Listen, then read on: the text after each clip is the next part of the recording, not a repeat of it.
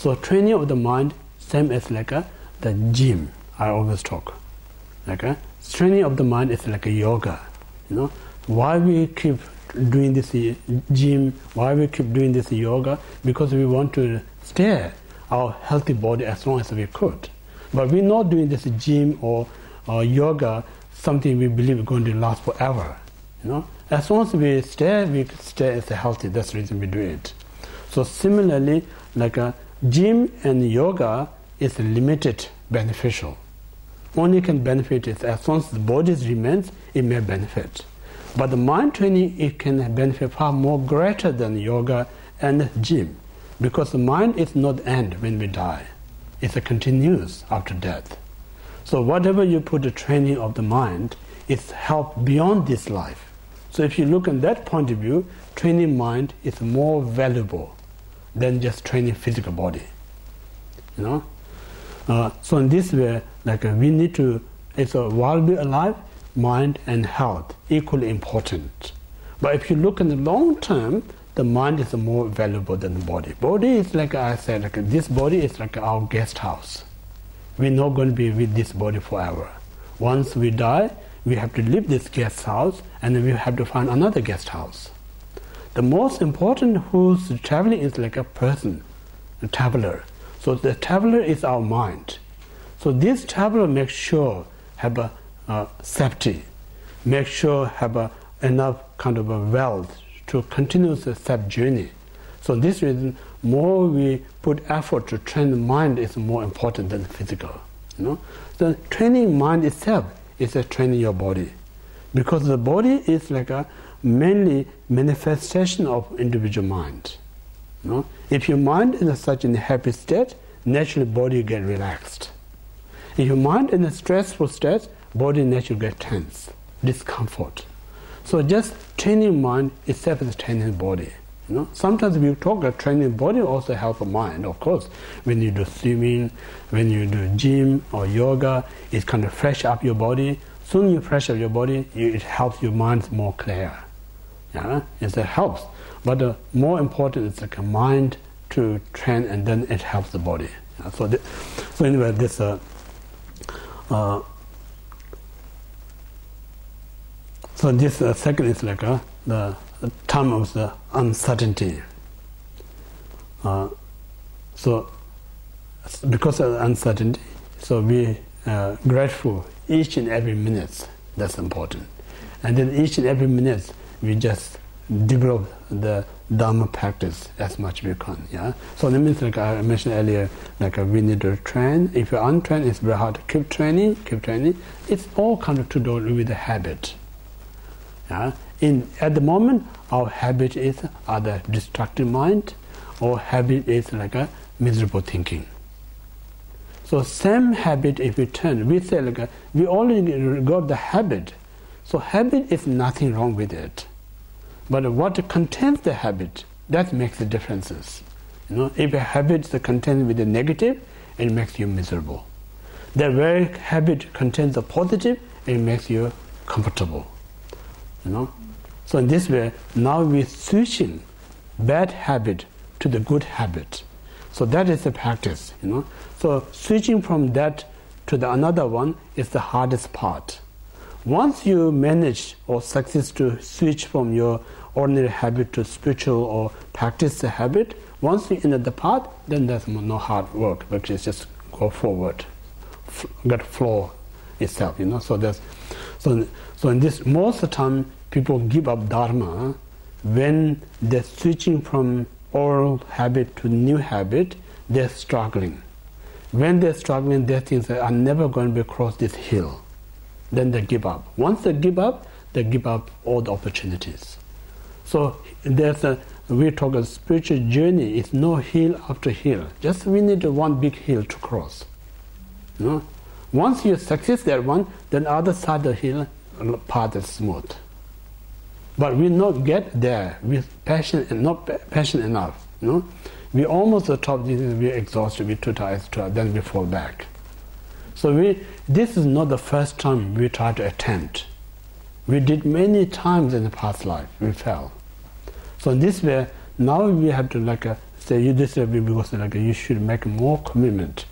I attempt so many times in the past, I unsuccessful. So this time, no matter whatever cost, I'm not going to let fail myself. No? If you have that commitment, even you still success or not success, but that commitment takes you a little bit farther than what you attended last time. No? So in this way, you need to really put a little bit of effort to take 1 centimeter kind of farther than what you tried in the past. So that's how we talk about the journey, you know. So this is not talking about only spiritual success, even our everyday life. You know, if you not try hard, just try hard is not good enough. You say like you need to so many combinations. You need to have knowledge, you need to have a skill, you need to have effort, all to come together. Like there's nothing result come one single cause or one single condition. Every result created by many causes and many conditions. You know? So in this reason, like we need to, like that's the reason we talk about that we need a spiritual master to teach, and we need to have a right skill to how to practice it, and we need to have a right time, right mind, right body, all to come together. Then it will bring the result. You know, similarly when we harvest kind of crops, for instance, just having say for instance barley, yeah, seed, and then you got the farm, the soil, and you got a farmer, yeah, farmer. You got all these three, but if you plant this in a kind of summertime, you're not going to grow it, because the barley is only grow in the winter time. So you got the seed, soil, and the farmer, but you in the wrong time.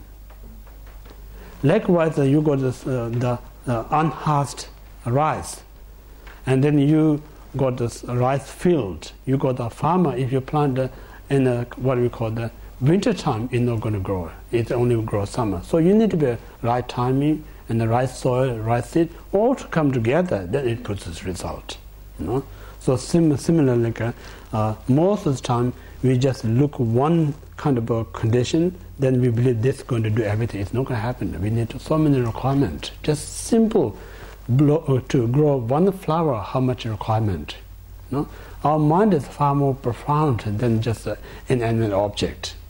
So to develop this mind, we need so much kind of a knowledge. You know. So this reason, first we try to be mental farmer. We need to have a lot of knowledge. It's so important. Collect so many knowledge, and then knowledge makes you rich. So richness of knowledge makes you successful. You know, that's how it works. So that's the second that is imminent. Now third is like time of the dead. Nothing else can help us. Only the help is of the Dharma. Means like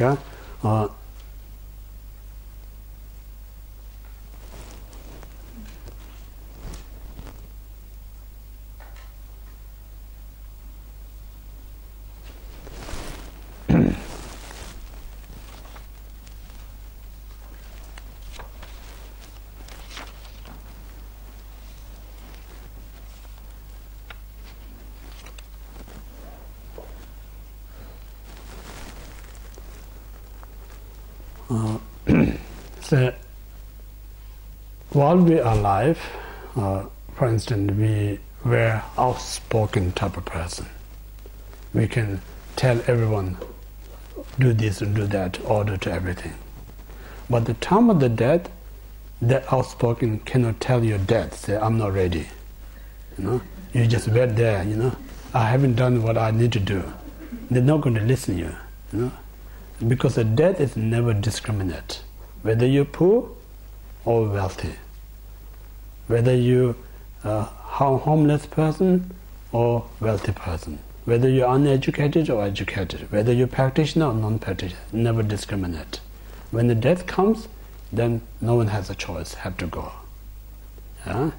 So your outspoken not going to help you to delay your death. And at the time of the death, no matter how much wealth you got, not going to ease your pain, not going to ease your fear. even more chance to be fear. Because now you know I'm dying, somebody is going to take away from this wealth. And you're more confused. Normally I take things with me. Now I'm not sure where to take these things. It more confuses you. And then not only that, while you're having this, then because we so much put effort to make this wealth, time of the death, then all people fighting among your wealth, even making more disturbs. So we think all this we put effort to making wealth, all this life put effort, things are going to help us. The moment we need the most time, they're very harmful to us. Make sense or not? It really disturbs us. It disturbs all the families, relatives, and friends. So now you think what's really most helpful in that time is the Dharma. So Dharma means not just a saying talk, you recite millions mantra, we're not talking about that. You did lots of offering, we're not talking about that. That moment, I believe the karma, cause and effect. I live my life as best as possible. Now this death comes, this is unavoidable. That's not just me, everyone has to go through it. So this is not going to come if you don't train right now.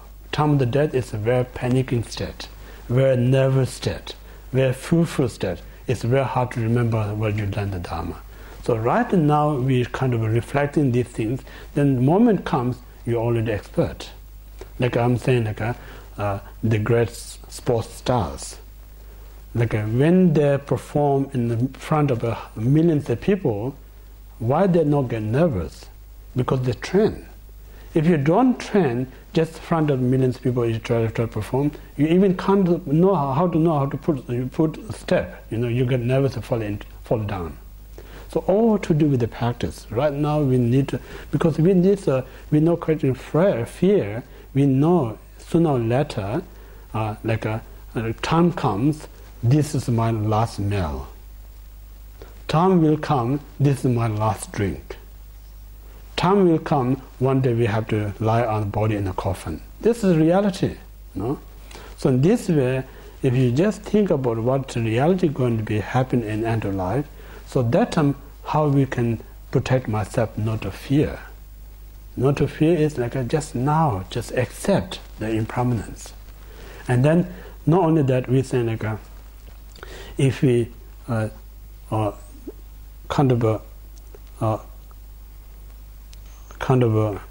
practice Dharma in a very sequential and very frequently and very natural way of the Dharma practice in everyday life, then time of the death, even sometimes a great confidence. Usually we talk about the three practitioners.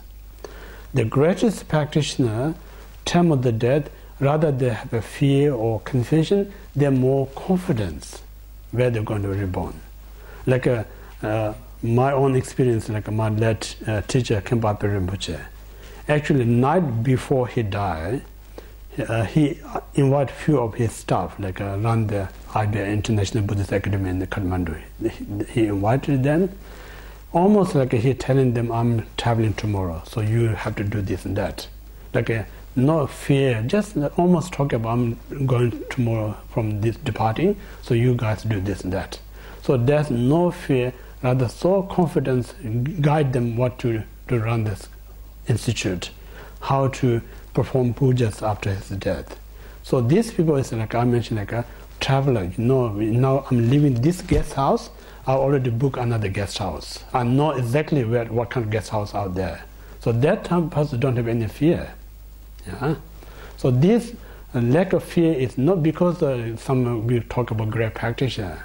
Practitioner means an individual every day, really consistently, really training the mind, and then in that training your mind you become a very positive state. That we call the great practitioner.